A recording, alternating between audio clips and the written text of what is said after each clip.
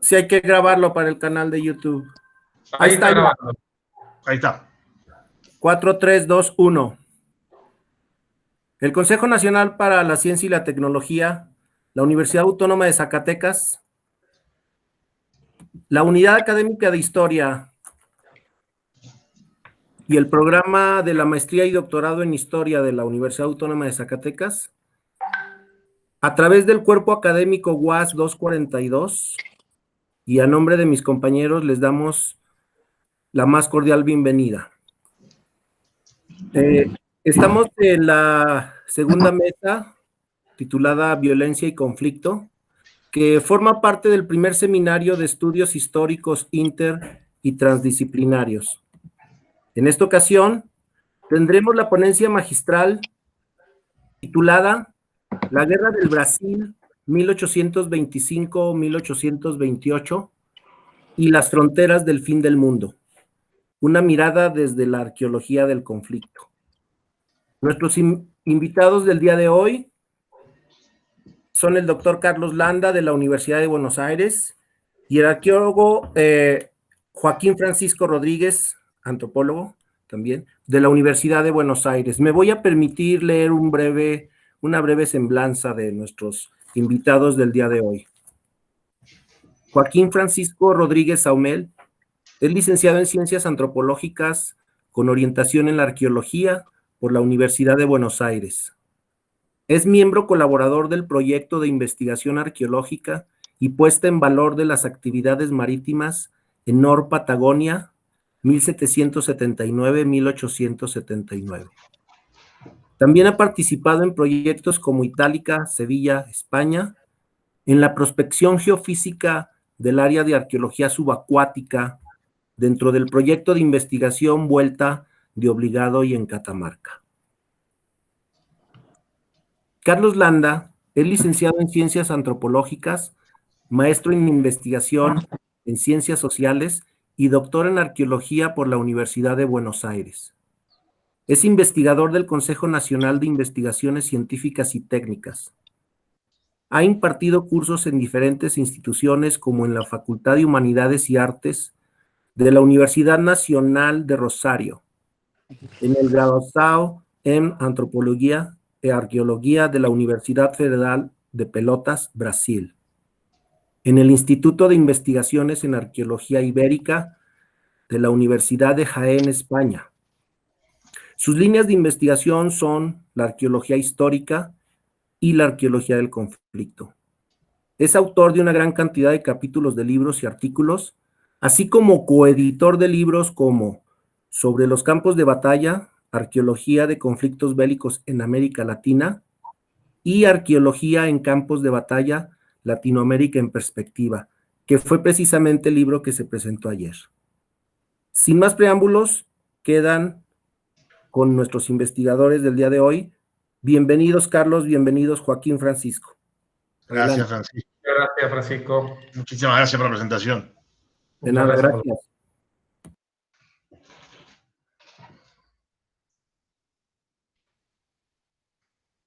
Cuando quieras, Joaco. Ahí va. Ahí estamos.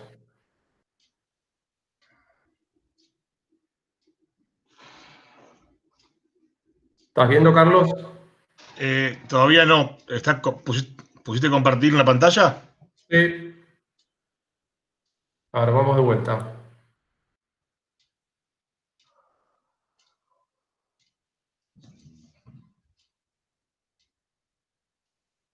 Empezamos.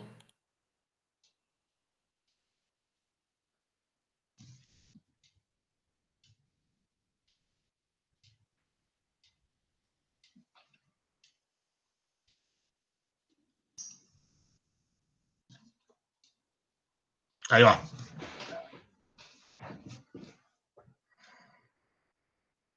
Bien. Lo que pasa es que está presentado. Un segundito. Sí, poner F5 y ahí queda la presentación y.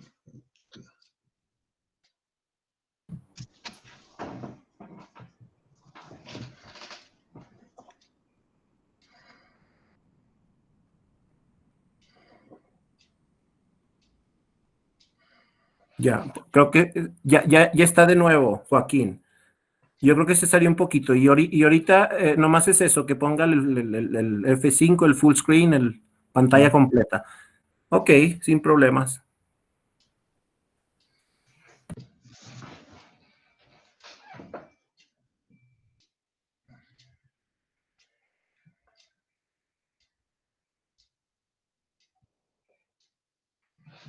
Ahí está. Bueno, antes que todo, con Joaquín queremos agradecerles a todos y a todas que están aquí para escucharnos. Agradecerle a la Universidad Nacional Autónoma de Zacatecas y a Francisco y a Angélica por la invitación. Y bueno, vamos a presentar este trabajo que representa una investigación relativamente incipiente de dos temáticas que aparentemente parecían inconexas, pero que a medida que íbamos investigando no lo eran tantos. La titulamos La Guerra del Brasil, 1825-1828, y La Frontera del Fin del Mundo, una mirada de la arqueología de conflicto. Otra. Bueno, con respecto al interés arqueológico en la guerra, la arqueología, como la mayoría de las ciencias sociales, desde sus inicios, si bien se cuenta con algún antecedente, realmente no fue la guerra un tópico de estudio exhaustivo, profuso, sino que siempre se fue considerado como un epifenómeno, como una cuestión menor, y esto se debe a una impronta muy fuerte en las ciencias sociales, una matriz muy fuerte, que es la liberal positivista. De fines del siglo XIX, y a medida que el imperialismo crecía por medio de la guerra, sus teóricos como Comte o Saint-Simon o Spencer auguraban un futuro sin guerra, alegando que la guerra era mala para los negocios y la ciencia y el industrialismo iban a tender a desaparecer. Era un relicto de las clases feudales del pasado. Bueno, esto por supuesto no fue así, pero hizo que no le dé tanto interés a ese estudio desde la sociología, desde la antropología y desde la arqueología. Es recién en la década de 70 para la antropología y en los 90 para la arqueología que se da un auge muy profundo de estudios sistemáticos sobre la guerra. En el caso de la arqueología, tanto prehistórica como histórica, según la arqueóloga Roberta Hillcrist, canadiense, se debe a múltiples causas. Una de ellas es el colapso del mundo bipolar, ¿no? Esas metanarrativas dicotómicas de un mundo dividido en dos, controlados por el eje capitalista y comunista, que solapó o encubrió un montón de conflictos internos que empiezan a manifestarse una vez que este orden cae, ¿no? La otra razón es la desaparición física de los veteranos de las dos grandes guerras mundiales. Esto, junto con el fenómeno también de los estudios de la Shoah, generó lo que se llama el auge por la memoria y múltiples estudios sobre testimonios, sobre relatos, sobre vivencias, experiencias de los veteranos de guerra. Pero es, según esta autora, el hito más importante, la publicación del libro War Before Civilization, del arqueólogo norteamericano Lawrence Keeley, que, haciendo una revisión de la bibliografía arqueológica, plantea que tanto la antropología como la arqueología realizaron una pacificación artificial del pasado. Es decir, esta matriz liberal que les hablaba, sumada a una matriz filosófica contractualista de corte rusoniano, pensó el país, imaginó el pasado como un momento de armonía y de poco conflicto. Deja ahí. Keeley lo que va a plantear es justamente lo inverso, sino un pasado revisionado, conflictivo, más relacionado con una mirada del otro filósofo contractualista que es Hobbes, ¿no? Ahora sí, pasamos. Estos estudios que comienzan en la década del 80, 90 y comienzan a escala de sitio, sobre todo con estudios de campos de batalla, pero se extienden, generó una suerte de constitución de áreas disciplinares o subdisciplinares o áreas de conocimiento que se las conoce comúnmente como las arqueologías del conflicto, pero que contemplan tres términos que están internamente e íntegramente relacionados, que son el conflicto, de la violencia y de la guerra. Tanto unos como otros no han hecho un debate teórico-conceptual profundo. Básicamente tienen los mismos objetivos, estudian los mismos tipos de sitios y que comprenden el pasado conflictivo de nuestra especie desde sus inicios hasta la actualidad. Por una cuestión más abarcativa, preferimos hablar de arqueologías del conflicto, ¿no? Y entendiendo la guerra como una forma particular del conflicto que implica violencia colectivamente organizada. La otra, Joaco. Yo voy a tomar, mientras hablo, unos matecitos, una costumbre local. Me quedo sin voz. Pero bueno, dentro de la arqueología del conflicto, que como decía antes, abarca un gran aspecto temporal, la historia de vida de nuestra especie, está la arqueología histórica del conflicto, ¿no? Que para el caso americano, allende muchos debates, podemos hablar desde la invasión europea a nuestro continente. Vinculada con el conflicto, se han abordado distintos tópicos, su vinculación con la expansión capitalista, su vinculación con la constitución de estados-naciones, todos esos procesos que han llevado también muchas luchas civiles, con la constitución de fronteras con los pueblos originarios americanos, qué efectos tuvo la guerra sobre las poblaciones civiles, la guerra y el conflicto como una suerte de laboratorio identitario, o sea, de procesos de endogénesis, de mestizaje, de hibridización, y como buenos arqueólogos, ¿no? También los aspectos materiales y espaciales que manifiesta el conflicto.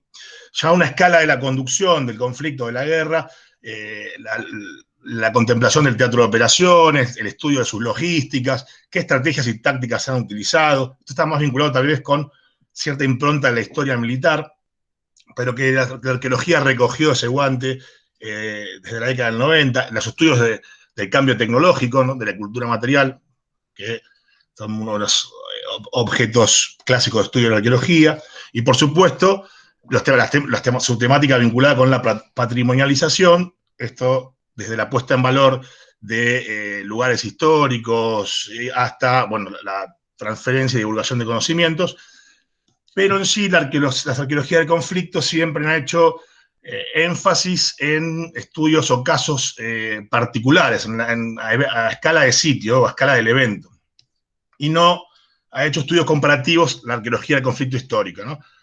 No es así la arqueología del conflicto prehistórico, que de hecho es uno de sus fuertes, son los estudios comparativos.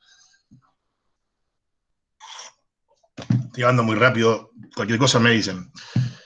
Con respecto, ahora sí, a nuestras temáticas de estudio, como les contaba antes, somos un gran equipo de investigación de la Universidad de Buenos Aires, con miembros de otras universidades, que estudiaba por formas separadas dos temáticas y dos procesos y dos áreas distanciadas y que considerábamos que no estaban relacionadas, que podemos sintetizar en los dos proyectos que están aquí explicados en sus objetivos generales, ¿no? Básicamente un proyecto de corte de arqueología marítima en lo que es el litoral bonaerense y el norte de Patagonia, que ha estudiado los determinados naufragios y algunos de ellos vinculados con el conflicto, y en el caso del segundo proyecto, un proyecto vinculado con los procesos de formaciones de fronteras, llamadas las fronteras internas, con las parcialidades, las múltiples parcialidades indígenas que habitaban el espacio de Pampa y Patagonia. Esta es también un área que la arqueología ha estudiado desde hace 20 años o 30 años aproximadamente, la arqueología histórica argentina, y que también ha generado mucha investigación. La otra, Juanco. Pero, a ver, no, fíjense aquí, bueno, entre un proyecto y el otro, y sus estudios, estamos hablando de un espacio de más de 600 kilómetros de distancia. Ahora sí, la otra.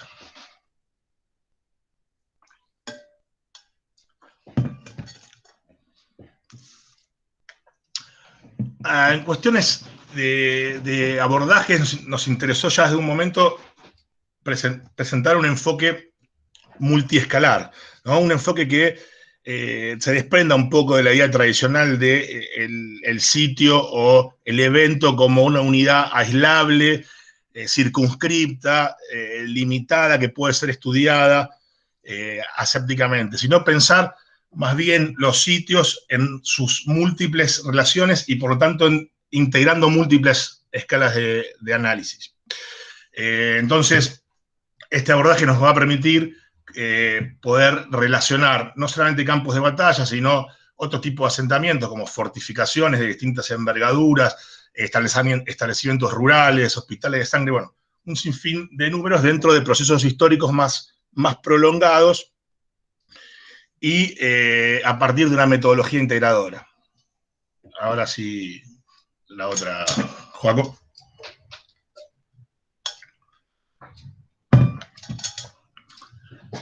Bueno, como les decía antes, esta metodología va a integrar los estudios del registro arqueológico en sus múltiples variantes, los estudios de registros documentales, ya sean escritos, como en nuestro caso hemos utilizado partes militares, diarios de combatientes, diarios orientes, muchas crónicas de viajeros por los espacios de la frontera, sobre todo. El estudio de registros cartográficos, ya sean mapas, croquis de batallas, distintos tipos de planos. Todo lo que es los aspectos o las representaciones iconográficas o visuales, sobre todo en nuestro caso pictóricas, pero también vinculados ya con las relaciones con las comunidades en las cuales hacemos estudios, aspectos de la monumentalidad, que nos parece algo muy, muy importante porque muchas veces representan una continuidad del conflicto bajo otras formas, bajo otras narrativas. Los estudios de memoria oral, o sea, qué relación, qué forma de evocar, qué forma de relacionarse con estos eventos del pasado tienen las comunidades locales, y esto se manifiesta, por ejemplo, en cuestiones performáticas como las celebraciones, las danzas, las recreaciones. Otra. A Joaco, le doy el pase a Joaco. Joaquín.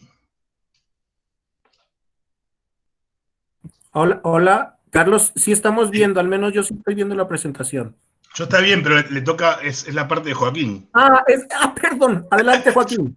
No, yo también, pero no sé si escucha. Le voy a mandar un chat. Sí, ahí está. Pero él lo... Está como congelada su imagen. Ok, creo que como que sí, pero ya él movió, quiere decir que ahí está. Pero me interesa ver qué con su sonido. A ver, ¿ahí me escuchan o no? Ahí está. Perfecto, adelante. Bueno, voy a presentar. Ahí díganme si ven la imagen. Perfecto. Bueno, perdón, la tecnología.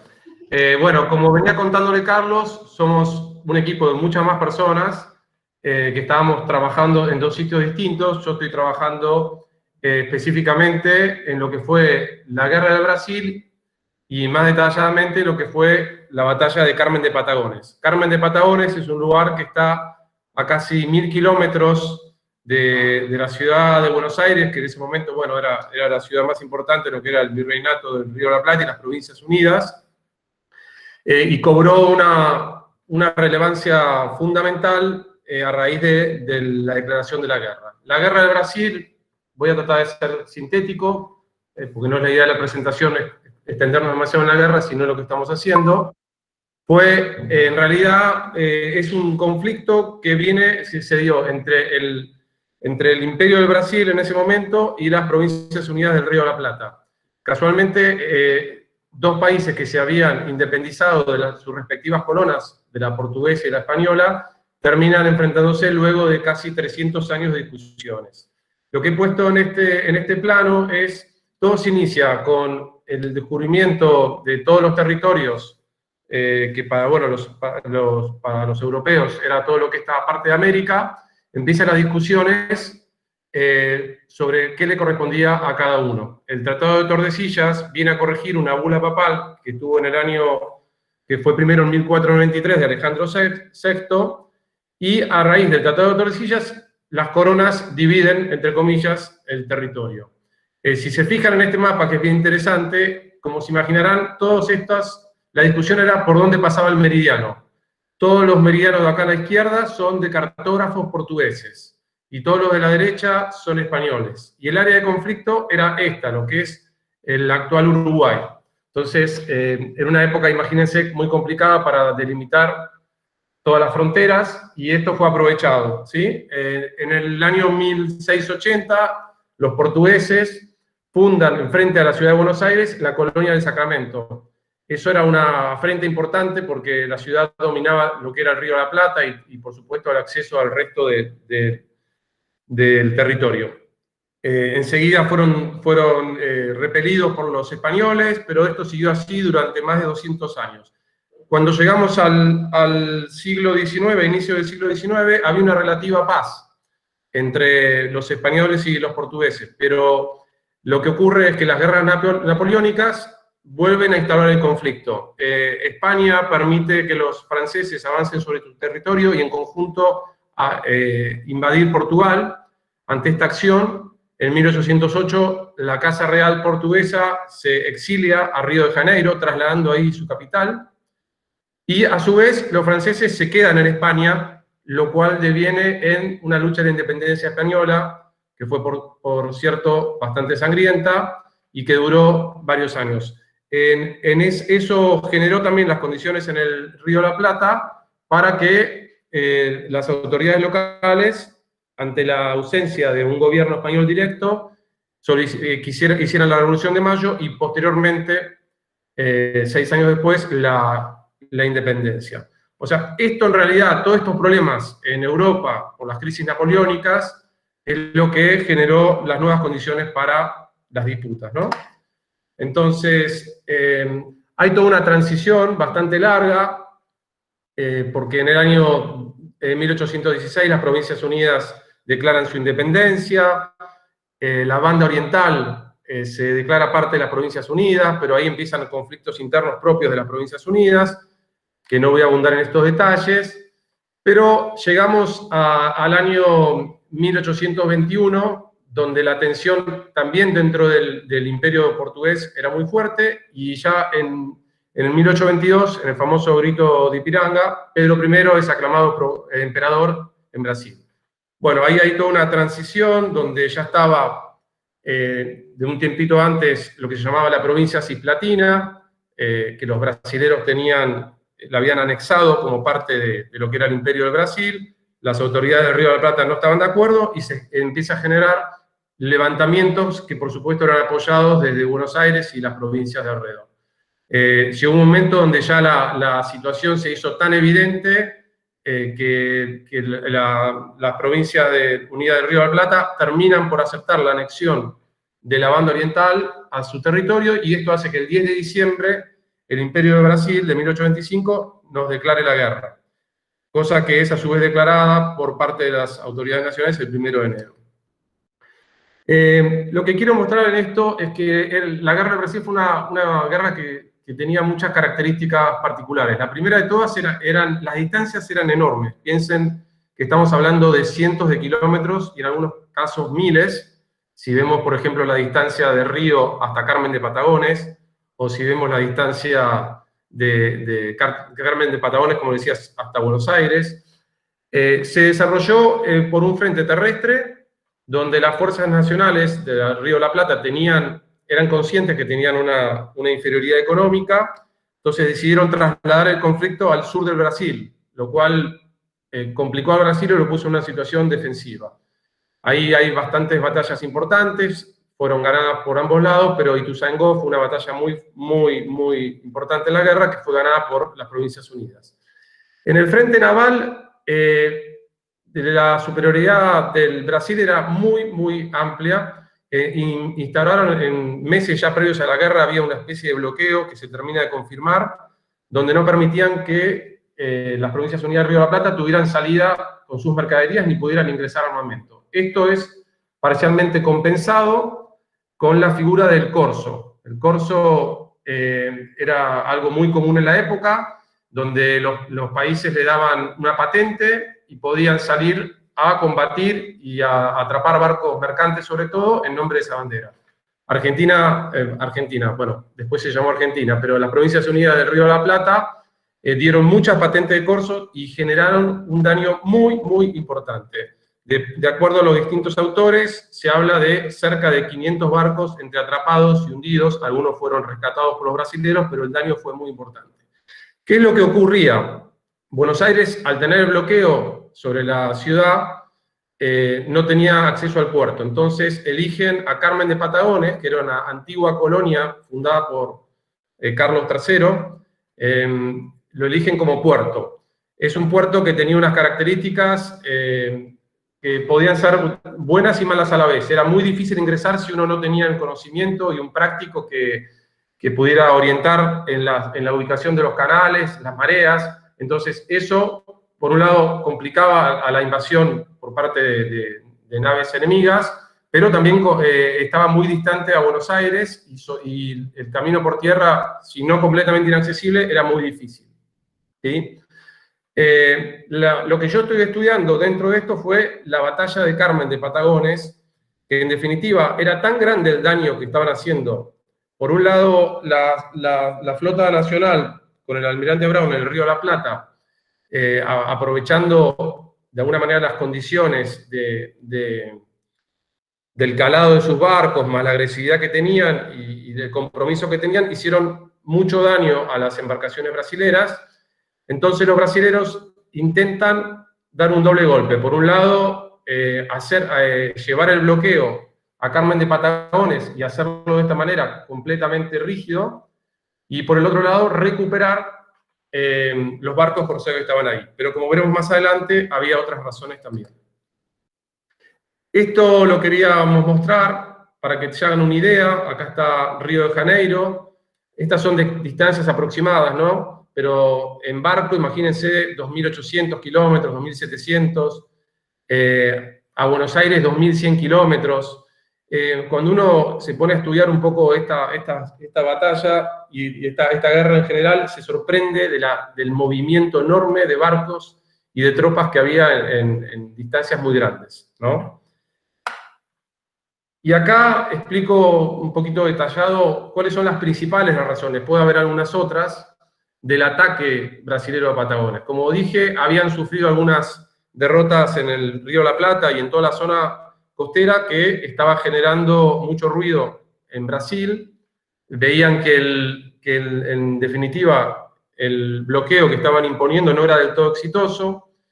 A su vez el daño que generaban los corsarios era muy fuerte.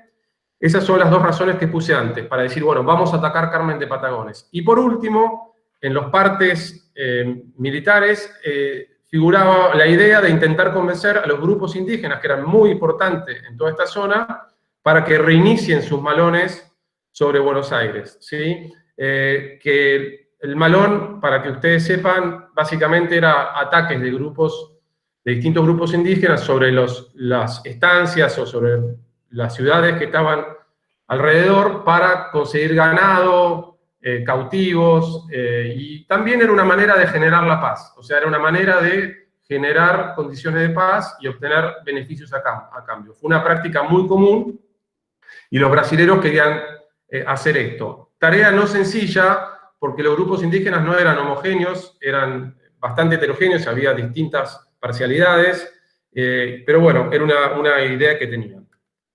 Entonces, acá quiero contar muy cortito la batalla. Ellos mandan 4 embarcaciones con una tropa muy preparada, cerca de 600 hombres entre tripulantes, un poco más entre tripulantes y soldados.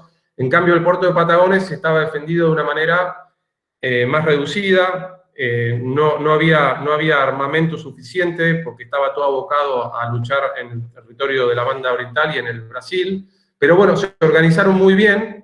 El fuerte y todos los barcos de corsarios colaboraron mucho. También había varios esclavos libertos que estaban en ese momento, que se habían liberado en un barco de más de 300 esclavos, de los cuales se seleccionó a 100 hombres jóvenes, se los capacitó, se les sumaron también gauchos, gente del lugar. Bueno, se armó y se planificó muy bien el manejo del paisaje y la estrategia defensiva. vamos a ver que la ciudad de Patagones está a casi a 40 kilómetros de la desembocadura del Atlántico sobre el Río Negro. Entonces se puso una primera zona de defensa, que es la batería, que es uno de los intereses que tenemos nosotros, en la desembocadura del Río Negro al Atlántico. Y bueno, finalmente, el 28 de febrero, se concretó el ataque por parte de estos 4 barcos. 2 pudieron ingresar, el Duquesa de Goiás no pudo ingresar, quedó ahí varado, y después por condiciones climáticas se terminó hundiendo, cerca de 40 hombres ahogados. Y bueno, los otros 2 barcos, uno de los cuales después se creía que estaba varado, pero después que sí, que no, ingresan al final 3 de los 4. Se quedan durante varios días haciendo distintas escaramuzas, hay varias acciones que hoy las voy a obviar, y finalmente el 7 de marzo desembarcan y intentan tomar la ciudad, pero para su sorpresa lo estaban esperando, y bueno, tuvieron una defensa muy agresiva. Enseguida cae herido en combate de muerte el comandante Shepherd de los brasileros. Un detalle interesante es que había mucha gente que no era propia de Brasil, eran ingleses, franceses. En el caso de Ituzaingó, para el lado brasilero, había cerca de 4.000 hombres que eran entre alemanes y austríacos. Bueno, se terminan rindiendo, y el triunfo para la fuerza de Patagones es total. La verdad que fue un combate bastante efímero, pero muy contundente. Entonces, acá, como una imagen dice más que 1000 palabras, voy a mostrar esta zona que es muy bonita. Hicimos un trabajo. Les digo, estuvimos en el mes de marzo, muy pocos días, lamentablemente esto está recién iniciándose. Una pequeña aproximación en noviembre del año pasado de 2 días, y ahora en marzo muy poquitos días, y enseguida llegó lamentablemente esta situación. Pero para que se ubiquen, esta es la zona del Río Negro, y en la margen derecha es donde está ubicada la batería. Voy a compartir el video.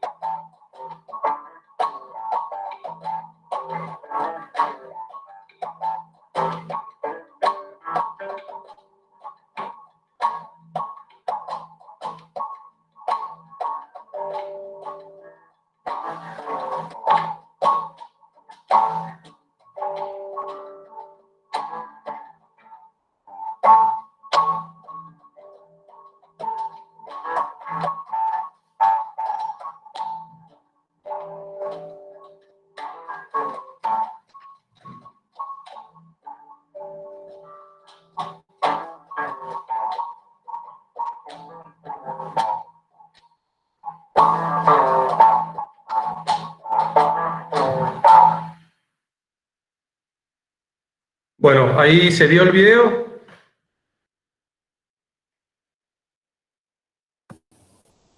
Dan, ¿se está escuchando? Sí. Sí, se vio muy bien. Se vio perfecto, muy bien.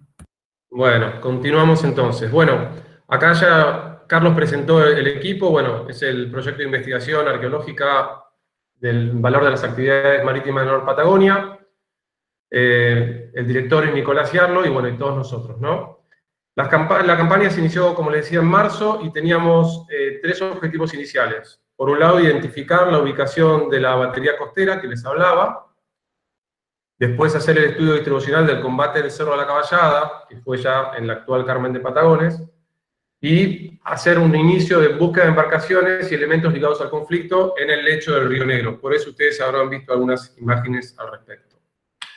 Bueno, les cuento muy brevemente, en la zona de la batería, que es la que están viendo acá, hicimos todo un trabajo previo, antes de ir a campo, de análisis espacial con SIG, fotografía aérea, satelital, vuelos de dron, utilizamos cartografía histórica y, por supuesto, el estudio de fuentes, más la opinión de la gente local, ¿sí? Siempre tratando de encontrar un área de búsqueda. Para que ustedes sepan, es muy amplio el espacio y no está muy claro dónde fue efectivamente la ubicación. Se hicieron prospecciones con transectas, inspección visual, detectores de metales, hicimos estudios de estratigrafía con pozos de sondeo, ¿no? Sospechamos, y lo vimos en el campo, que la realidad es que es una zona muy dinámica, la dinámica del paisaje es enorme, son médanos que se están moviendo, mismo el canal también se va moviendo el lugar, pero bueno, ahora más adelante van a ver un ejemplo de los que le digo, ¿no? Después, el Cerro La Caballada fue donde se resolvió el combate, si bien duró unas horas después hasta que se rindieron en otro lugar. La búsqueda fue similar, delimitar el área de búsqueda, en este caso era más sencillo porque sabemos más o menos por dónde se dio el combate, es un área un poco menor. La misma metodología con sistemas SIG, información geográfica, fotos aéreas, bueno, por supuesto fuentes, y hicimos lo mismo, transectas, detectores de metales, estudios estratigráficos. Y por último, la tercera zona que se está trabajando, que lo estaba manejando otra gente del equipo del que participo, fue empezar a trabajar las zonas del Río Negro e inclusive a futuro en lo que es toda la desembocadura, ¿no? Ya se sabía de la ubicación de un barco que se hundió y que quedó ahí, que estuvo mucho tiempo en Carmen de Patagones, que es el que ustedes habrán visto, que es el Itaparica, pero bueno, se comprobó, se vio el lugar, se le pasó el sonar de barrido lateral para ubicar bien los restos. Bueno, pero esto está todo en estudio, ¿no? Esto recién comienza. Brevemente les quiero mostrar los resultados y perspectivas. Empiezo con la batería costera. Miren, a la derecha, solamente eso se dan cuenta de lo que es el suelo ahí, arenoso, de muchísima movilidad, donde no hay pastos o alguna planta que lo esté frenando, todo eso se mueve permanentemente. Vimos también, bueno, toda la modificación costera, lo que es la marea tiene una amplitud muy grande. Vamos a verlo después en otro caso, les daré un ejemplo. Y lo que es el Cerro de la Caballada, el problema que tiene es que es un lugar muy antropizado. Está al lado de en plena ciudad, va muchísimo la gente, se hacen celebraciones, ha habido muchos movimientos alrededor. Yo, por ejemplo, pongo al final, hay un polígono de tiro, que no deja de ser algo simbólico que esté ubicado ahí, que es el polígono de tiro 7 de marzo, se fundó a inicios del siglo XX. Bueno, y por las características de todos estos suelos así patagónicos, en general, todo lo que tenga pendiente puede sufrir mucha erosión eólica e hídrica, ¿no? Estos que están viendo ahí son algunos puntas de proyectil que encontramos, se encontró mucho, pero lamentablemente no son propias del periodo que estamos investigando. Son fines del siglo XIX, o inclusive pueden ser hasta recientes, porque la dinámica de desgaste del material es muy amplio. Estas puntas de proyectil uno las mira y podrían tener 100 años, y sin embargo quizás pueden tener 40, 80, uno no lo sabemos. Estamos justamente estudiando todo este material. Acá les doy un ejemplo. Fíjense, esto a mano derecha es, que ven ahí, esto sonaba el detector como que hubiéramos encontrado 5 cañones abajo de la zona de la batería. Bueno, esto tiene como 50 centímetros, empezamos a cavar y nos encontramos con un envase de un jugo que tendría 7, 8 años de antigüedad. O sea, entonces fíjense, si en 7, 8 años, cómo puede quedar algo tapado y viceversa, ¿no? También puede quedar algo expuesto. A la derecha, acá en el centro, lo mismo, esto es el Cerro de la Caballada, un envase de cerveza que permanentemente suenan cosas. Esto dificulta todo lo que son las transectas. Y bueno, acá bien a la izquierda les quiero mostrar el Cerro de la Caballada, cómo es la dinámica del agua, cómo va buscando el agua y barriendo también lo que son los costados, ¿no? Entonces es un lugar difícil de trabajar, pero bueno, vamos a prospectar mucho más de lo que hemos hecho hasta ahora. Bueno, nosotros sabemos, primero agradecer al Museo Histórico y Regional de Manossi, nos están ayudando muchísimo. Acá tenemos algunas donaciones que están en poder de ellos, por ejemplo, estas bayonetas de cubo, que son muchos de los habitantes a lo largo de los años lo han ido acercando al museo, eso es muy positivo. Algunas son de zonas indeterminadas, pero otras sí son del Cerro de la Caballada y son del periodo, ¿no? No podemos asegurar, por supuesto, que hayan sido exactamente de ese momento, pero todo indicaría que son del periodo. Acá a la derecha hay una bala de cañón que también se ha encontrado más para el lado de lo que es la desembocadura, y ha sido no exactamente la desembocadura, sino para ese lado. Y acá arriba a la derecha hay un cañón que ha sido donado, que es de una zona más al norte de Patagones, que apareció en la playa y lo llevaron al tiro federal. O sea, pero esto lo muestro porque puede ser para que se hagan una idea del tipo de material que uno puede llegar a encontrar, ¿no?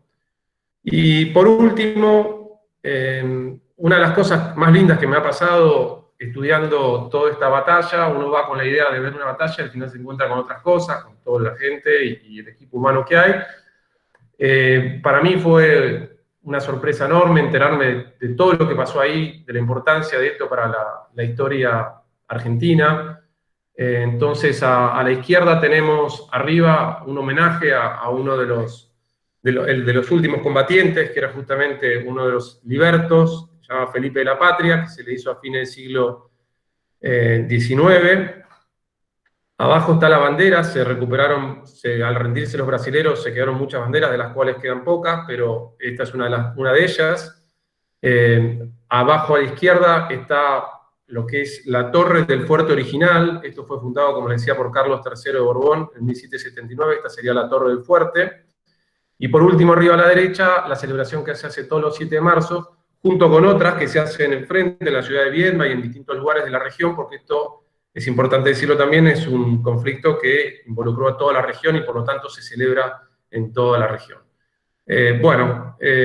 Ahora voy a pasar un poquito la posta a Carlos, pero antes diciéndole dónde vemos nosotros que podría, y recalco que podría, porque estamos fortaleciendo esto, conectarse dos proyectos distintos. En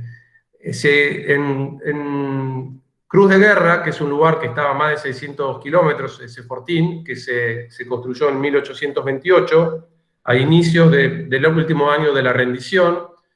En la fuente se habla de que se habían trasladado muchos prisioneros de guerra brasileños a la desembocadura del Salado. Todo indica que esos brasileños podrían llegar a ser parte de los que habían sido rendidos en lo que es la batalla de Patagones. Esto, por supuesto, uno siempre tiene que ser cuidadoso, pero todo indicaría eso. Entonces, esto, más la estrategia, ahora Carlos va a explicar, pero las dimensiones del fortín que se construyó y la estrategia imperial brasilera de avanzar sobre lo que eran las fronteras del sur de las Provincias Unidas, nos hicieron ver esto de una manera mucho más global, ¿sí? Voy a cederle la palabra a Carlos.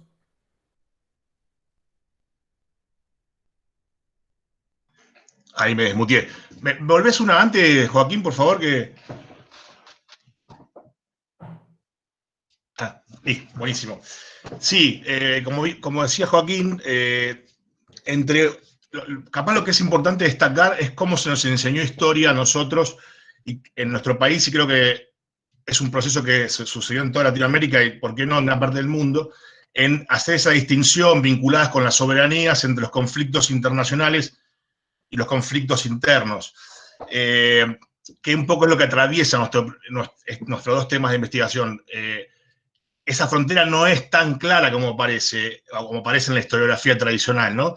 Y esto tiene que ver con una forma de construir historia que busca reforzar la idea y la continuidad de un Estado-nación a lo largo del tiempo.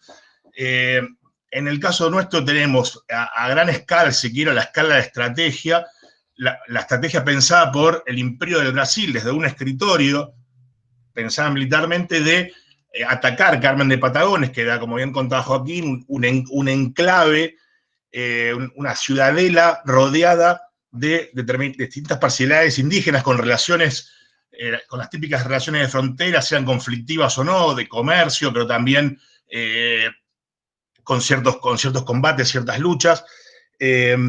Por otra parte, tenemos otra estrategia de escritorio de las Provincias Unidas del Río de la Plata en hacer líneas de defensa contra estas parcialidades indígenas, pero pensando en la costa y establecer una fortaleza costera que pueda vincular y mejorar la logística entre Buenos Aires y Carmen de Patagones, que fue luego lo que se conoce como la ciudad de Bahía Blanca, pero a su vez construir jalonados de determinados asentamientos militares, algunos de ellos con características europeas que no serían las propicias como para el enfrentamiento con grupos indígenas, como vamos a ver ahora, baluartes adiamantados, típicos del sistema Vauban, para enfrentar artillería, que era un arma que el indígena no poseía.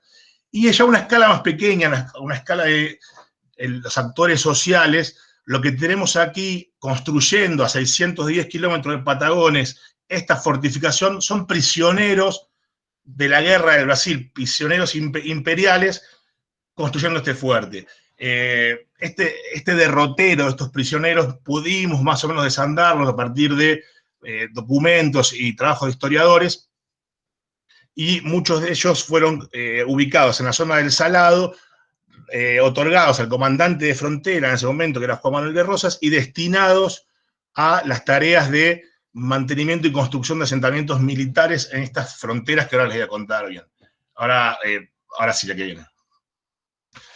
Precisamente el estudio de las fronteras, que también tiene su devenir, como cualquier tipo de estudios, desde fines del siglo XIX, en toda América, los estudios de Frederick Turner, por ejemplo, para el caso de la frontera norteamericana, pero que cobran mucho auge a partir de los estudios multiculturales en la década del 80, del 90, en el sentido de pensar ya la frontera no como un límite preciso, establecido, no como un limes, sino como áreas membranosas, áreas permeables de continua fluctuación, con personajes que atraviesan de un lado a otro y son interlocutores, lo que se llama el híbrido o el paseo cultural.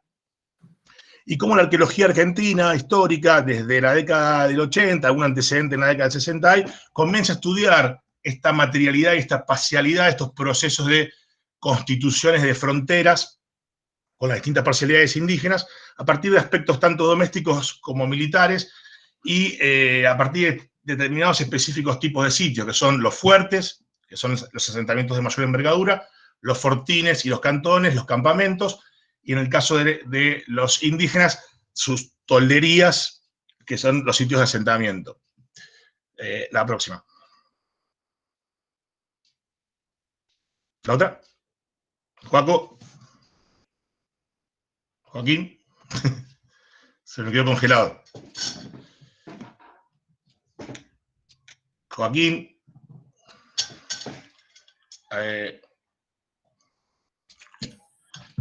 Carlos. Sí, ahí está, ahí está. Ponele. Ahí. Volverle a la frontera y ahí. Sí. Para un segundito.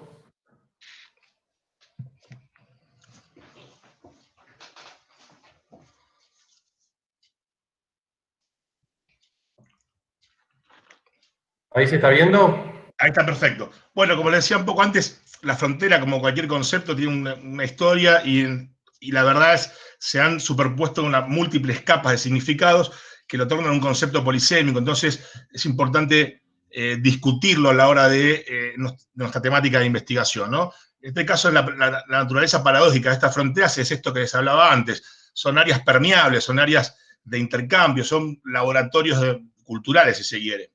Ahora sí, la próxima. Este mapa es para graficar en forma esquemática las distintas líneas de frontera que establecieron los militares y los distintos gobiernos desde 1779 hasta 1885, que es la última avanzada militar sobre territorios indígenas y la incorporación forzosa de los indígenas al Estado-Nación, a través de masacres, deportaciones, ataques a asentamientos, etc. En el caso de nuestro estudio, la línea de 1828 es la línea verde, y tenía jalonados una determinada serie de números de asentamientos militares. Para que se den una idea de este proceso de avances y retrocesos de fronteras, el parangón, que si bien no es similar, pero que se puede establecer, es el del avance, la conquista del oeste norteamericano. En este caso, el avance es hacia el oeste y hacia el sur, y tuvo momentos de paz alternados con momentos de mucho conflicto.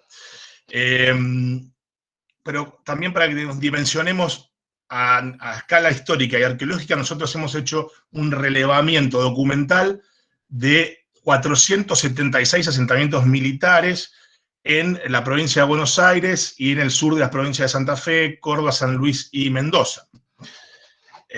Ahora sí, la otra. De forma muy simplista, incluso historiográficamente, los actores sociales antagonistas serían los indígenas y los grupos militares, pero tanto unos como otros son completamente heterogéneos y complejos en su diversidad. Amén de eso, también otros actores sociales como los habitantes rurales, los llamados gauchos, los estancieros que poseían los medios de producción y el ganado, sobre todo, que era uno de los objetos de los ítems, botín de estos conflictos de la frontera. Decir que la frontera es un panorama mucho más complejo, ni dicotómico, como muchas veces la historiografía tradicional la ha presentado. La otra. Ya si en el caso específico del fuerte Cruz de Guerra, como contaba Joaquín, el fuerte fue fundado en 1828, con inmediata posterioridad a los conflictos que contaba Joaquín en Patagones. La construcción estuvo a cargo de un ingeniero militar francés que había trabajado con las huestes napoleónicas. Esto también es importante porque es algo que atraviesa todo, tanto una temática como la otra. Estamos hablando de una mano de obra de guerra desocupada que empieza a obtener, a ser soldados de la fortuna, a obtener sus trabajos en los conflictos latinoamericanos, sea por la independencia, sea entre las mismas entidades políticas latinoamericanas o en los conflictos civiles. Entonces tenemos ingleses peleando para el Imperio brasileño, pero también para las Provincias Unidas del Río de la Plata, o franceses. Lo mismo sucede con las campañas de San Martín. Bueno, acá lo que tenemos es un ingeniero militar que diseña un asentamiento ocupando un espacio estratégico del control sobre la frontera, pero pensado y diseñado, en sus propias palabras, para un enemigo de superior poder. Es decir, este asentamiento, que en un principio pensamos que era una extrapolación eurocéntrica de un francés que dijo: yo voy a hacer un fuerte igual que en la costa azul, en el medio de la Pampa, sin piedra, porque en la Pampa no hay piedra, todo es hecho con terraplén. No era así, sino que él conocía el poderío de las parcialidades indígenas y sabía que por el sur podía venir un ataque de una entidad política estatal superior, un imperio, sea el Brasil, sea España, sea Inglaterra o Francia. Bueno, este sitio desde 1828 a 1859 estuvo ocupado, fluctuando su guarnición, y en 1859 es atacado por los indígenas, incendiado y abandonado. Acá podemos ver el plan original de 1828. Sí, ahí está. Se ven los baluartes, su posición cercana a una laguna, importante en la Pampa, tener un control crítico a un recurso como el agua, sin el cual no se puede subsistir. Estamos hablando, por eso es, de alguna forma, la idea de desierto, más allá de la carga simbólica que tiene, porque no era un desierto, estaba habitado por los pueblos originarios, también tiene que ver con el recurso logístico del agua, un conocimiento de ese recurso, y en la imagen satelital de Google puede verse aún uno de los baluartes y el corral. Ahora sí, la otra, Joco. Bueno, ahora vamos a ver un video que hizo nuestro colega Jerónimo Angueira relativamente a fines del siglo, a fines de 2019. El siglo XIX no.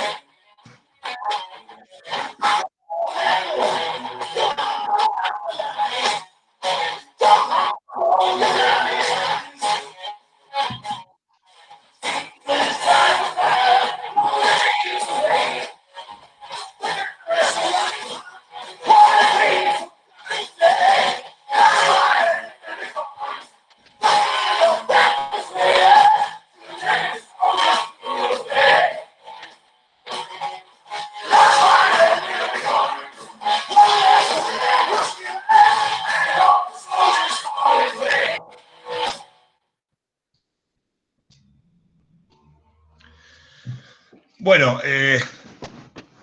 es interesante, como se puede apreciar, se ven los 4 baluartes, sus muros, sus corrales, la caballeriza, y hablando con la gente del pueblo, los pueblos cercanos, sobre todo el pueblo Valdés, la caballeriza está rodeada a cierta aura, pues se lo piensa como un cementerio indígena, lo cual nosotros hemos intervenido justo a principios del año, a fines del año pasado, un poquito antes de que se nos venga la pandemia, y lo que hemos encontrado es una serie de clavos alineados, pero bueno, amerita una excavación intensiva en área que todavía no pudimos,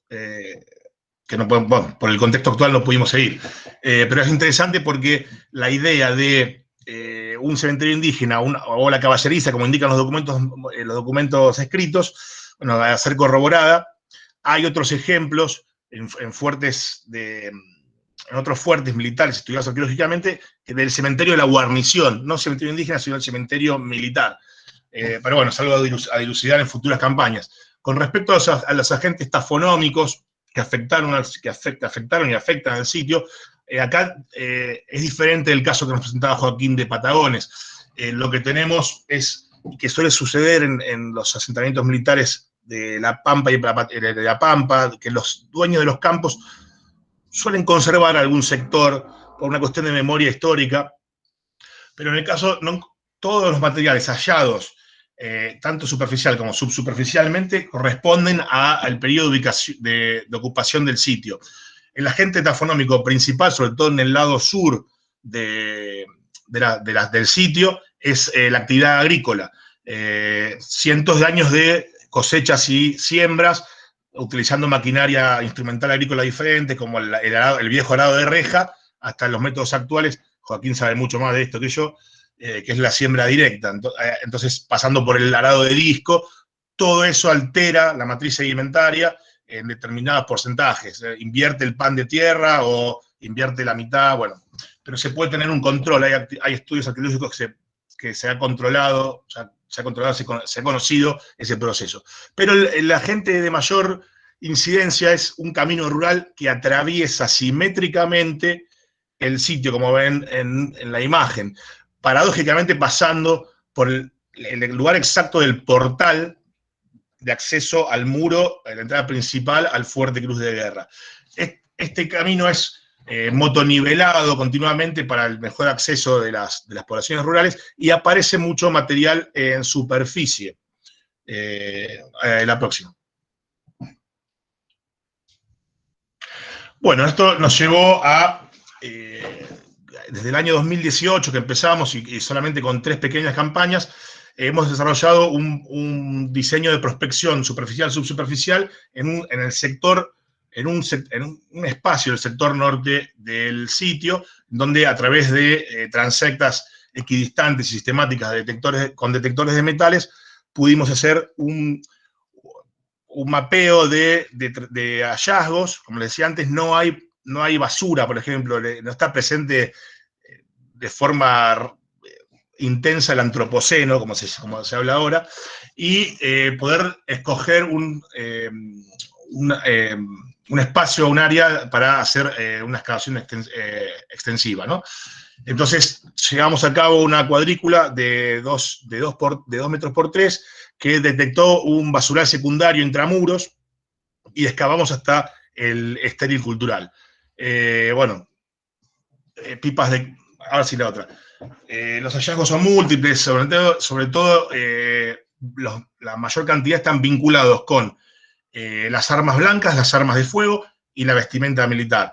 Pero también otras cuestiones cotidianas como las pipas de caolín para las prácticas de socialización, pero bueno, botones militares, fusiles del siglo XVIII, monedas, gran cantidad de material para el poco espacio de excavación que nos permitió este último tiempo. También, y gracias al trabajo del doctor Luis Coll, que es nuestro especialista en arqueología espacial, a través del sistema de información geográfica y de superposición de documentación histórica, sobre todo de cartografía, como el caso del mapa del ingeniero Parchape, que fue el que construyó este fuerte, pero también el mapa que hizo uno de sus comandantes, Espinosa, pudimos superponerlo con las imágenes satelitales y poder así determinar áreas funcionales, tanto intramuros como extramuros del fuerte, para proyectar futuras campañas, futuras actividades de excavación, ¿no? Ya había hablado de la caballeriza, pero también está el polvorín, la sala de armas, la barraca de la tropa, el espacio donde estaban los oficiales, ¿no? Eso también nos puede dar mucha idea sobre las prácticas cotidianas y las distinciones jerárquicas dentro del seno de un ejército. La otra. Bueno, este trabajo, esta modelización kernel que también hizo Luis Coll, es una... Lo voy a leer porque siempre es complicado. Es un modelo que permite estimar densidades artefactuales a partir de un objeto conocido. Esto lo que nos posibilita es también proyectar futuras excavaciones o descartar áreas de excavaciones y corroborar también el modelo con el trabajo, con la intervención real en campo. Así que bueno, ahí se puede ver distintos sectores que corresponden con el polvorín o sala de armas. La próxima. Bueno, también iniciamos allá a la escala de artefactos, los estudios arqueométricos de estos artefactos. Dado que por una cuestión de sesgo, la detección con detectores de metales, pero también, incluso en la excavación que les contaba, la mayoría de los ítems, exceptando la fauna, fueron de metal. Iniciamos una serie de estudios arqueometalúrgicos con el fin de poder comprender técnicas de manufactura, materiales utilizados, a veces incluso poder inferir las procedencias. En este caso, analizamos la platina de un arma de chispa, de un fusil de chispa del siglo XVIII, y vemos que es una parte del armamento del sistema de ignición compuesta, hecha por un latón y un hierro con pocas inclusiones. Lamentablemente, otra vez, la pandemia hizo que todos nuestros materiales queden en los laboratorios, y los laboratorios de la universidad están cerradas, así que ahí están esperándonos todavía. Están en etapas iniciales, pero es uno de los objetivos. Ya casi para cerrar, creemos fundamental hacer actividades de arqueología pública, es decir, poder reunir, integrar múltiples voces a la actividad arqueológica y darle difusión, darle un conocimiento a partir de distintas prácticas, como dimos charlas en museos, charlas en colegios, charlas en teatros, incluso decimos, se está haciendo un documental, entrevistas con la gente de las poblaciones locales. Y en este caso, algo interesante que después le vamos a pasar el link, es un proyecto que conocimos como, le dimos el nombre de MICA, que es el mapa interactivo de los conflictos de la frontera, y donde cada color responde a algún tipo particular de conflictos, o sea, conflictos por la independencia, conflictos internacionales, conflictos civiles, etc. Y cada punto permite integrar documentación histórica, papers arqueológicos, fotografías, entrevistas en audio, fotogrametrías, filmaciones, realidad aumentada, y teniendo la ventaja de ser un proyecto colectivo y un mapa en un continuo hacer. Es una representación continua que, bueno, está en sus etapas iniciales, pero ya hay algunos de los sitios que hemos trabajado con que hemos cargado estos tipos de información multimedia, ¿no? Y la próxima.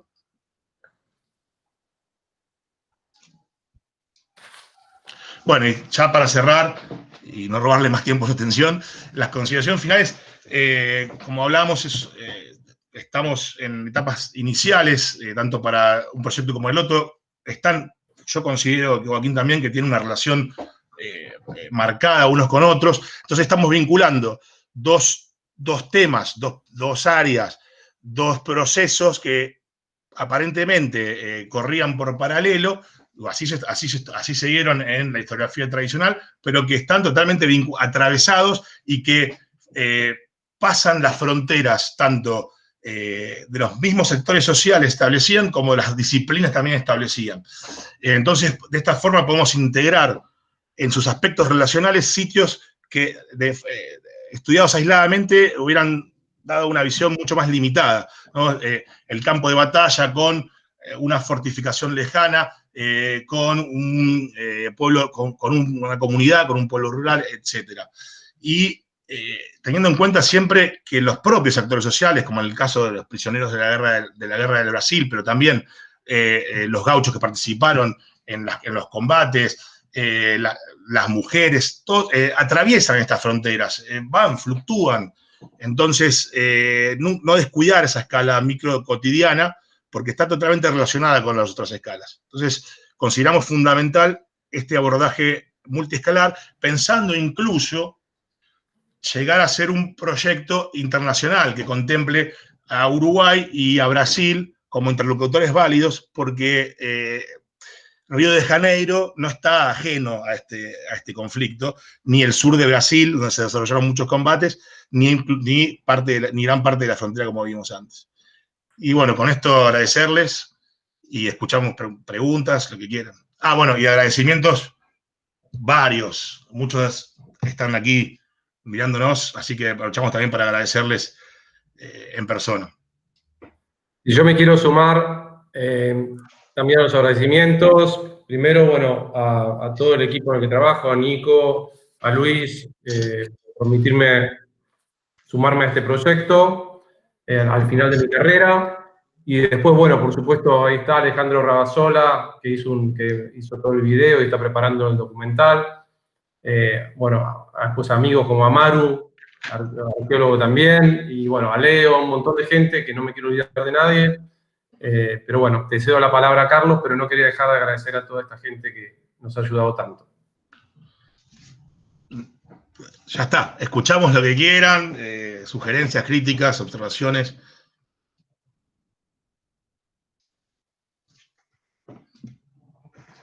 Sí, hola, excelente presentación.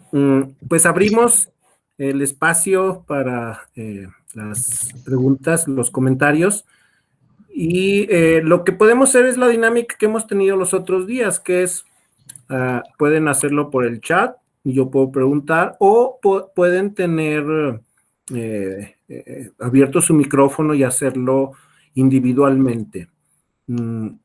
Ya empiezan a llegar comentarios. Mariana Koch dice que qué valioso e interesante el proyecto MICA. Raúl Doro, sí. Excelente exposición. Adriana Macías Madero, qué interesante investigación. Toda la información que presentan es sorprendente. El tipo de evidencias, las construcciones y las metodologías empleadas. Felicidades. Es fascinante saber que se hagan tantas cosas innovadoras desde la arqueología en Latinoamérica y que ahora ya se pueden leer. Muchas gracias Mariana, muchas gracias Raúl, muchas gracias Adriana. Luis Manuel Gamboa, hola, ¿qué tal? Luis, muchas felicidades. En un principio, quienes estudiaban la violencia desde una perspectiva arqueológica comenzaron a hacerlo en los campos de batalla, Battlefield Archaeology, pero pronto se comprendió que limitarse a analizar un acto bélico, la representación física del enfrentamiento, no era suficiente y había que explorar las nociones de conflicto y violencia, mucho más allá. ¿Cuál es su punto de vista? Adelante, Carlos, adelante, Joaquín.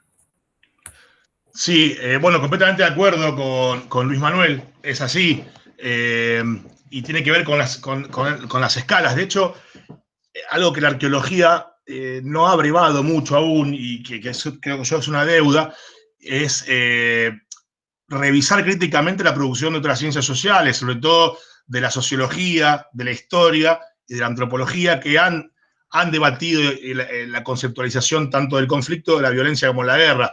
En el caso del conflicto hay toda una corriente de sociología que son los teóricos del conflicto, de Lewis Coser en adelante, pero en la antropología también, en la década del 60, Max Gluckman, ya se ha discutido. Entonces, esto yo lo decía un poquito, capaz no por la velocidad. La arqueología establece arqueología de conflicto, arqueología de la violencia, arqueología de la guerra, pero no discuten en profundidad estos términos, y todo concepto tiene una historia. Si no, no deja de ser un concepto directamente, y han sido discutidos. Entonces me parece que es algo muy importante que se tiene que hacer, algo hemos escrito nosotros, pero es una deuda que tiene la arqueología, y esto tiene que ver un poco con cuestiones de la ciencia como un campo de batalla. ¿Por qué? Porque ponerle un nombre a un área de conocimiento gestándose en esa efervescencia, y implica tener capaz algún otro recurso, poner una banderita ahí en ese espacio, tener más gente, bueno, lo que conocemos todos, ¿no? También destacar, y me voy capaz un poco de tema, el esfuerzo que hace la arqueología latinoamericana para poder trabajar en las temáticas de investigación, con escasos recursos económicos, con distancias enormes para moverse. La verdad es loable. Ayer un poco charlábamos hablaba Orlandier, es muy loable la producción que tiene nuestra región en las condiciones en que las hace. Son trabajos de primera línea, y hechos con sentimiento y con astucia.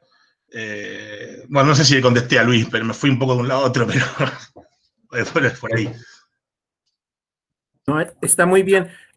Joaquín, ¿gustas platicar algo? No quiero extenderme, creo que Carlos ha sido muy claro. Es muy importante simplemente, como él dijo, extender la escala, mirar las cosas desde otro lugar. A mí me sorprendió muchísimo cuando me empecé a meterme en profundidad en la guerra de Brasil, cómo están conectadas las cosas, las decisiones, todo cambia. Y en realidad sé que esto va a ir cambiando más en nuestras cabezas, conforme uno consigue nuevos datos, nuevas fuentes. O sea, las conexiones son muy, muy amplias, y eso es lo interesante también, ¿no? Todo el tiempo nosotros, lejos de saber todo, estamos aprendiendo todos los días. Claro, gracias. Yo totalmente de acuerdo. Yo pienso que precisamente este seminario, este es un buen ejemplo del título del seminario, ¿no? Los estudios históricos, es decir, y hablo de históricos porque es el cuerpo académico, pero como la transdisciplina y todos estos, todas estas técnicas han ustedes llevado a cabo. A mí me impresiona mucho es decir, me impresiona en buen sentido el uso de la historiografía, ¿no? Entonces, creo que, y la cartografía histórica. Excelente. Bien, Ernesto Díaz, excelente presentación, es impresionante lo que han estado investigando y la manera en cómo han reconstruido el pasado, la metodología y la interdisciplinaridad aplicada. Muchas felicitaciones. Gracias, Ernesto. Juan Fernández pregunta que si se pudo localizar el barco de la flota brasileira que naufragó en la desembocadura del Río Negro. Adelante. Joaco. Bueno, no, ese barco todavía no se pudo ubicar y en realidad hay gente que sabe mucho más que yo de esto. En realidad hay muchos barcos hundidos en la zona. Es un error muy común querer encontrar lo que uno ponerle nombre a las cosas y en realidad se sabe de muchos naufragios en la zona, inclusive muchos naufragios que directamente son desconocidos.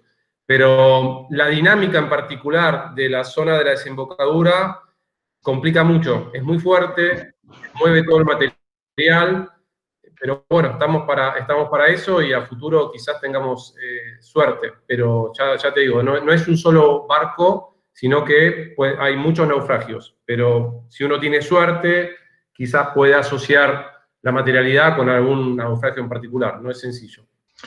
Sí, yo retomo lo que hablaba Francisco, que a mí me parece que una de las ventajas que tiene la arqueología, y en nuestro caso la arqueología histórica, es justamente que es inherentemente multi-pluri-transdisciplinar. O sea, no podríamos trabajar sino de otra forma. Y siempre está abierta a que se integren colegas de otras disciplinas. Es una disciplina de brazos abiertos, a mí me parece fantástico, y es una actividad colectiva. Es una actividad que obliga a trabajar en equipo, que obliga a conocer qué hace el otro y poder cubrirlo. Yo hago siempre la analogía yo soy he jugado al rugby toda mi vida, no sé si en México se juega mucho, pero yo hago siempre la analogía, ¿no?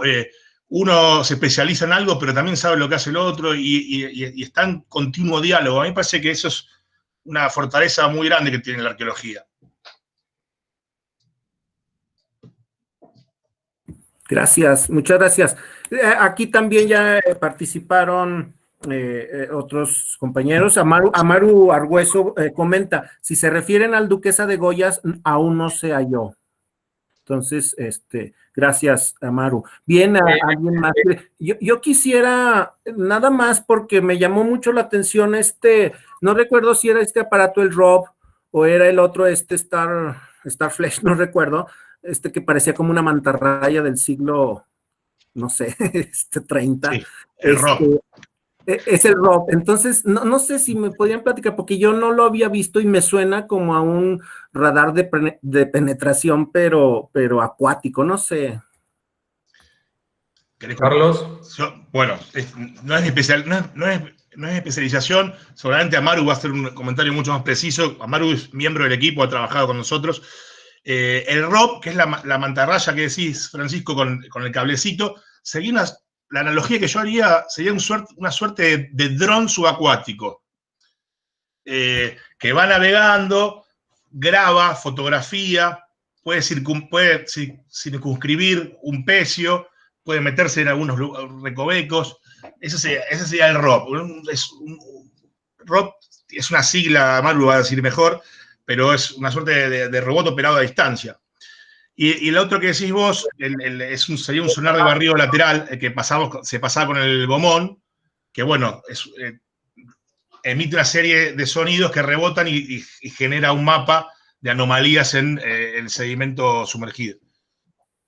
Muchas gracias por aquí. Si está Amaru, le agradeceríamos mucho, bueno, en lo personal, ya dijo Carlos, si nos podía abundar, por favor, si es tan amable.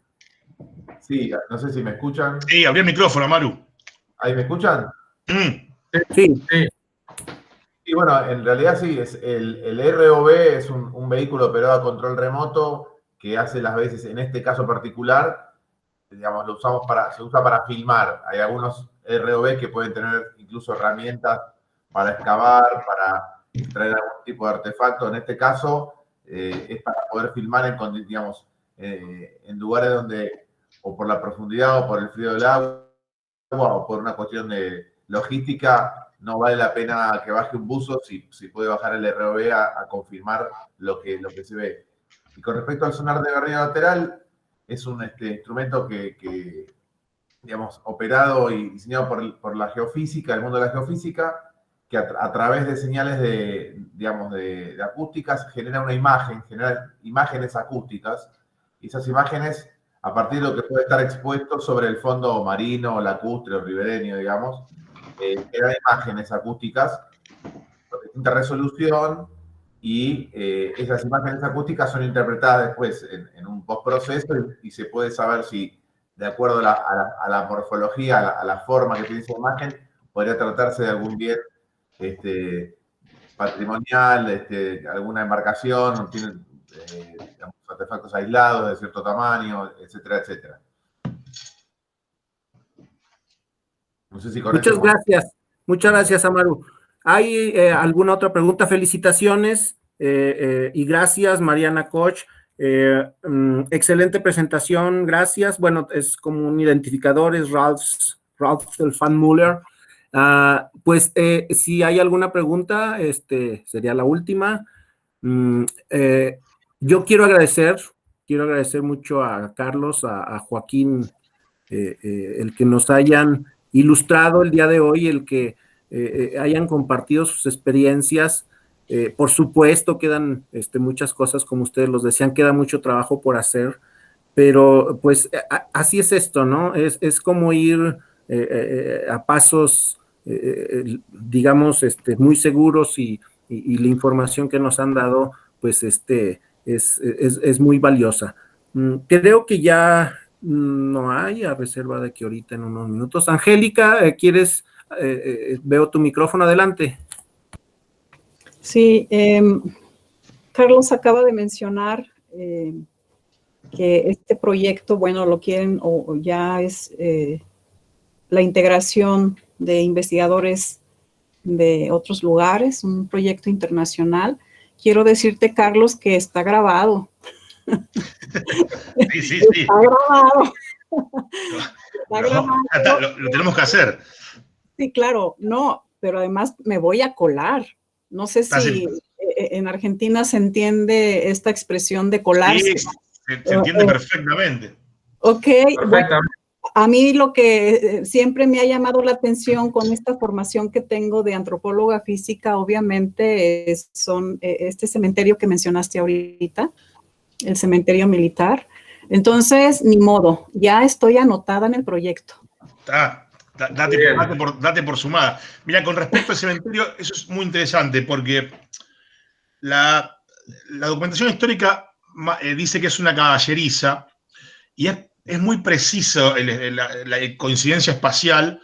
Nosotros empezamos a intervenir y encontramos clavos de hierro forjados de este tamaño aproximadamente.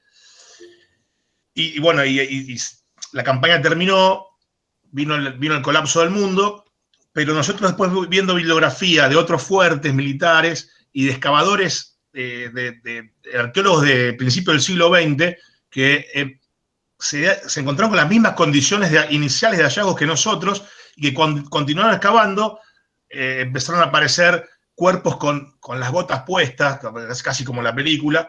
Entonces, la memoria oral de los dueños del campo y de la gente de los pueblos cercanos que habla de un cementerio, bueno, todos esos imaginarios nosotros nunca, como antropólogos, nunca los descartamos. Siempre estamos repensándolos en función por qué existen estos imaginarios. Puede tener un anclaje real, como no, pero hay algo, hay una construcción, hay un devenir de eso que para mí lo hace fundamental. La evocación y la relación con el presente me parece el vínculo inicial con el trabajo arqueológico, no puede ser otra forma. Así que hay que continuar ahí, a ver cómo seguimos. Muy bien. Bueno, muy bien. Tenemos dos. Bien. Adelante, Joaquín, adelante. No, yo también quería agradecerles a ustedes, a darnos este espacio, a vos, Francisco, y a Angélica también, y a todo el equipo de la universidad. La verdad que estamos muy contentos de poder compartir el trabajo que se hace desde este lugar. Sí, me sumo a los agradecimientos de Joaquín, la verdad. Yo me siento como en casa, así que de todos estos espacios que compartimos me parecieron fantásticos y he aprendido mucho. Al contrario, gracias a ustedes y aquí en Zacatecas tienen su casa. Vamos a cerrar las preguntas. Ahorita acaban de llegar dos, pero que creo que son rápidas de contestar. Alejandra Vadillo comenta, que mostraron un mapa de intensidades kernel. ¿Podrían mencionar cómo se obtuvo y el uso que le dan para la exploración arqueológica del fuerte? Qué buena pregunta, Alejandra. El mapa lo hizo nuestro especialista, el doctor Luis Coll, que trabaja para el Museo Etnográfico de la Facultad de Filosofía y Letras de Buenos Aires, de la Universidad de Buenos Aires, y lo hace a partir, realmente es su área de especificidad, no sabría decirte bien cómo lo hace, pero a nosotros nos sirve a partir de artefactos hallados con los detectores de metales. Él aplica este modelo predictivo de densidades y nos guían para futuras excavaciones de para dónde extender o plantear cuadrículas. Ese es básicamente nuestra funcionalidad, pero cómo lo hace es con sistemas de información geográfica, con capas, ya ahí el software no es lo mío. No sé si ibas a decir algo, Joaco. No. Creo que lo poco que manifestaste vos, pero básicamente yo lo veo como una especie de buffer, en el sentido de ir viendo el degradé de elementos que pueden estar en el terreno, pero bueno, es mucho más de eso. Es una ayuda que Luis nos aporta. En realidad, Igual, en este caso, en el escrito Luis nos va a mandar la información en lenguaje académico científico. Ok, bien, y entonces, como decía que había dos, pero ahorita se sumó otra, pero van juntas. Raúl Doro dice, bueno, Alejandra Vadillo, disculpen, agradece, muchas gracias. Raúl Doro dice, el bosque no me parece que es el lugar del cementerio, y Jerónimo Angueira, espero decirlo bien, comenta, pero de hecho hay una consideración social respecto a este pequeño bosque, porque por alguna razón permaneció intacto por más de 150 años. Y agrega, algo que no sucedió en todo el resto del sitio arqueológico. El bosque noroeste, dicen. Adelante. Sí. Lo que se llama el bosque es realmente un monte muy pequeño, un espacio circunscripto, y los dueños del campo nos cuentan que a través de las generaciones se ha conservado y está delimitado por alambre. Nosotros, como les contaba antes, cuando pasamos primero detectores de metales, lo que encontramos fue una alineación de clavos de hierro forjado, lo mapeamos y lo dejamos así. La información histórica es que supuestamente es una caballeriza, pero la memoria oral, como dice Jerónimo, de los dueños del campo y de la gente del pueblo, es que es el cementerio indígena. Extramuros del fuerte habitaban lo que se llamaban los indios amigos, los indios que estaban aliados a los militares de frontera. El panorama es bien complejo. Después tenemos la información arqueológica de principios del siglo XX de Milcíades Viñati, un arqueólogo argentino muy conocido, que excavó en un fuerte similar, pero posterior, con unos 40 años de posterioridad, y se encontró con un panorama muy similar a nosotros. Primero alineaciones de clavos y después enterramientos. Pero él, que era un arqueólogo que buscaba indicios del poblamiento americano, se decepcionó porque encontró enterramientos con botas. Y dijo, son nuestros viejos militares de frontera. Estamos hablando de la década del 30 del siglo XX. Entonces, quedamos en ese espacio difuso de no saber bien quién es y con ganas de volver. Pero bueno, la pandemia nos dará la pauta de cómo volver. Muchísimas gracias. Bien, y por último, Emanuel Montanari nos comenta si el kernel se hace a partir de algunos artefactos georreferenciados hallados por medio de detectores de metal. Y Raúl Doro se muere por volver. Yo me imagino que al sitio. Sí, Raúl estuvo en el sitio. Todos nos morimos por volver. Vamos a venir con Angélica, que ya se coló. Pues, sí, y con respecto a lo que dice Manuel, sí, es así. A partir de artefactos hallados con detectores de metales y georreferenciados, y esa información la volcó Luis Coll en Sistema de Información Geográfica y construyó este modelo kernel. más no puedo dar cuenta de cómo funciona el GIS, pero bueno, es básicamente eso, modelo predictivo. Excelente. Me recordó esta frase de Raúl de Me muero por volver, una canción mexicana muy Sí, conocida. es verdad. Muy Volver. conocida. Volver. Bien, excelente. Creo que ya nos están manifestando en el chat. Me parece que ha sido una jornada estupenda.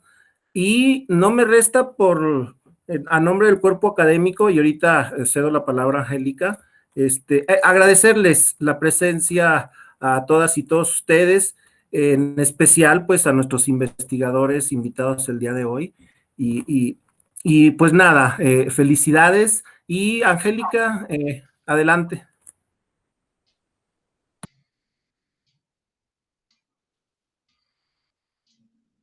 Tu micrófono, Angélica. Sí, se me olvida. No, nada, mi agradecimiento en nombre del Cuerpo Académico 242, Estudios Históricos Inter y Transdisciplinarios. El agradecimiento a Carlos, a Joaquín, por habernos aceptado acompañarnos en esta mesa tan interesante.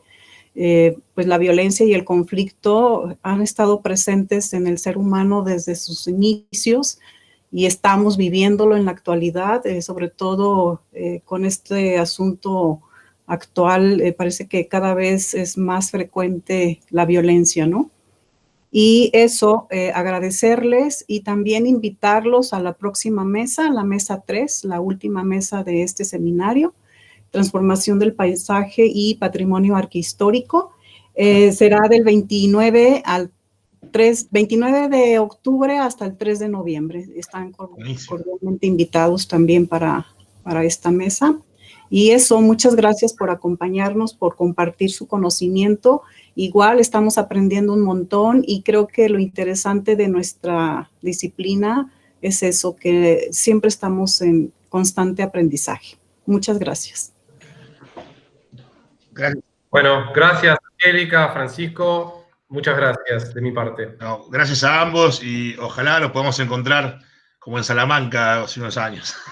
Y así es, con gusto.